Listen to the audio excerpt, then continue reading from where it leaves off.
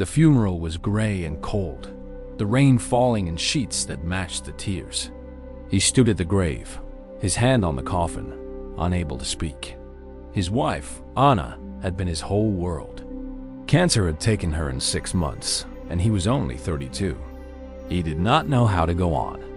Beside him stood Claire, Anna's best friend. They had met in college, had been inseparable for 15 years. Claire was pale, hollow-eyed, and clutching a photograph. She had no family, no money, and her own health was failing. The doctors said she had the same genetic condition. He did not know what to do with her. She was a reminder of Anna, a burden he had not asked for. But Anna had made him promise on her deathbed. Take care of Claire. She has no one else. So he offered her the only thing he could, marriage. It would give her his health insurance, his home, his name. She could get treatment, survive, rebuild. She agreed without hesitation. They were married in a courthouse. No flowers, no guests, no love. She moved into the guest room, and they became strangers under the same roof. She was quiet, almost invisible. She cooked meals he did not ask for, cleaned rooms he had not noticed, and never spoke of Anna. He worked late, came home tired, and retreated to his study. They lived like ghosts, passing each other in the hallway without a word. Then he heard her crying. It was midnight, and the sound came from her room, soft and broken. He knocked, and the crying stopped. He waited, then opened the door. She was sitting on the bed, holding Anna's photograph, her face wet. "I'm sorry," she whispered. He sat beside her, something he had not done since the funeral. "Why are you sorry?" She shook her head, unable to speak. He took the photograph from her hands, looked at Anna's face, and felt the grief crash over him again. "I miss her too," he said. She looked at him, and her eyes held something he had not seen before. Not grief, fear. "There is something I need to tell you," she said. "Something I should have told you before we married." He waited, his heart pounding. Anna and I were not just friends. He went cold. He thought he knew what she was going to say. A secret affair, a betrayal, a lie that would shatter his memory of his wife. But Claire shook her head. "We were sisters, half-sisters, same mother, different fathers. She made me promise never to tell anyone." He stared at her. Anna had never mentioned a sister. She had said she was an only child. Why would she hide that? He asked. Claire wiped her tears. Our mother was ashamed. Anna was the legitimate daughter. I was the mistake. She loved me, but she could not claim me. He did not know what to feel. Anger? Betrayal? Pity? He looked at Claire, at the woman who had been invisible in this house, and saw her for the first time. "She asked you to take care of me." Claire nodded.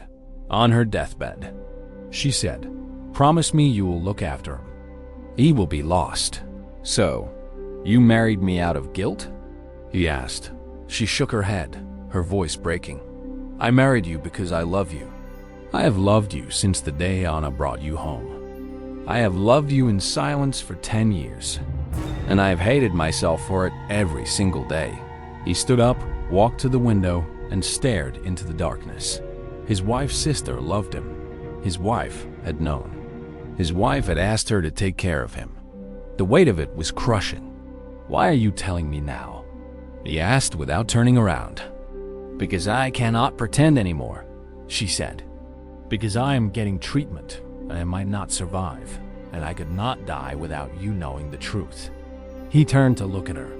She was still holding the photograph, still crying, still waiting for him to walk away. He walked toward her instead. He sat beside her, took the photograph from her hands, and set it on the nightstand. Then he took her hands, the hands that had cooked his meals, cleaned his house, and held Anna's memory. "You should have told me sooner," he said.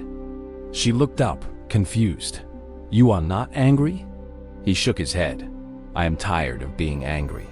I am tired of being alone. Anna is gone, but you are here. And you are the only person in the world who loved her the way I did. That means something." They did not become lovers that night. They became something else. They became partners in grief. Two people who had lost the same woman, who had been bound by her final wish. They sat together until dawn, talking about Anna, crying together, laughing at memories they both held. The weeks that followed were different. He looked at her now.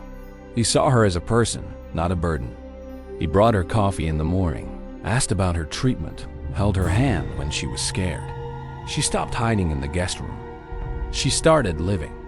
One evening, as the sun set behind the mountains, he found her in the garden, standing where Anna used to stand. He came up behind her, wrapped his arms around her waist, and rested his chin on her shoulder. She went still, then relaxed into him. "What are we doing?" she whispered. "I do not know," he said, "but I do not want to stop."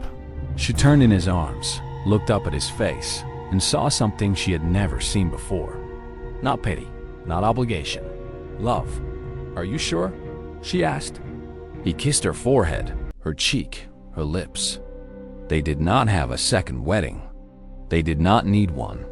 They had already made promises in a courthouse, but those promises had been about convenience. Now they made new promises in the garden, under the stars, with only Anna's photograph as witness. They promised to choose each other. The years that followed were not easy. Her illness returned, then went into remission. He held her through every treatment, every fear, every dark night. She grew strong, then stronger. They had a child, a daughter they named Anna, and they never forgot the woman who had brought them together. On the night of their 5th anniversary, they sat in the garden, watching their daughter chase fireflies. Claire leaned against him, her hand in his. "Do you regret it?" she asked. "Marrying me to save me?" He shook his head. "I regret that it took me so long to see you." She smiled, the same smile he had seen in Anna's photograph, but brighter now. "She would be happy," Claire said. He nodded, looking up at the stars. "She is happy." And in the quiet of the garden, two people who had married for the wrong reasons found the right reasons to stay.